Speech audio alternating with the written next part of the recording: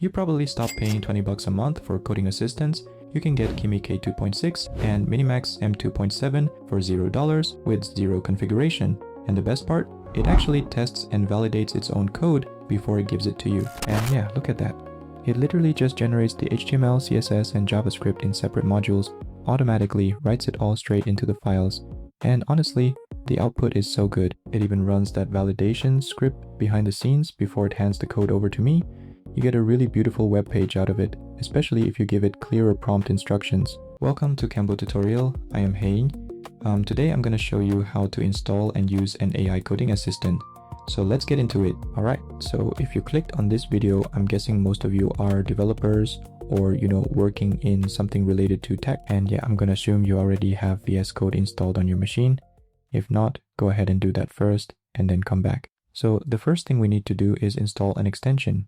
You can either press Ctrl and Shift with X on your keyboard, or just click on this little menu icon over here, and that'll open up the marketplace for extensions. Now go ahead and search for Blackbox AI. You'll see two extensions pop up, and I'm gonna pick this one right here.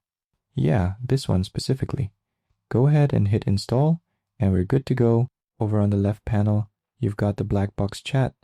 It's pretty much just like GitHub Copilot, but honestly, the best part is you don't even have to create an account or link a credit card to get it running. You just click it and you're good to go. Once you open that up, you'll see a whole list of models you can use for free, including MiniMax M2.7 and Kimi K2.7. You can just pick whichever one fits your workflow best. And for pro models, you might need to create an account and subscribe. So next to this option, you're going to see this thing called Tools Configuration with an auto approval list. Instead of just typing answers in a chat box, Blackbox can actually interact with your workspace. If you check these boxes, you're giving it the green light to autonomously read your files, edit your code, create new files, or even run commands straight in your terminal without asking you first. It's super fast because it just handles on autopilot. But, if you're a bit worried about an AI blindly running terminal commands or overwriting your script, you can just uncheck them. That way, it forces the AI to ask for your explicit approval before it touches anything. Then you're going to see a toggle for auto approval that lets you choose between manual and auto. By default, it's usually set to auto, which basically connects it straight to that tools configuration checklist we just talked about. Think of the auto manual toggle as the master switch, yeah? If it's on auto, then whatever boxes you check below, like reading files or editing code, will just happen instantly on autopilot. But if you switch that master toggle to manual, it completely overrides everything else. The AI won't do a single thing autonomously. Instead, every time it wants to tweak a file or run a terminal command, it has to stop and wait for you to click a pop-up to give it the green light. Over here, you'll see this option called Add Context.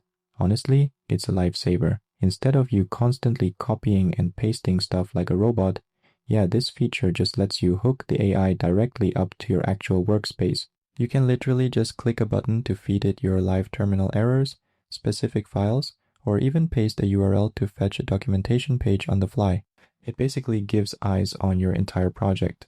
About this option is MCP servers. Imagine your AI coding assistant is trapped inside your code editor. It can read and write your files, but it's completely blind to the rest of your system.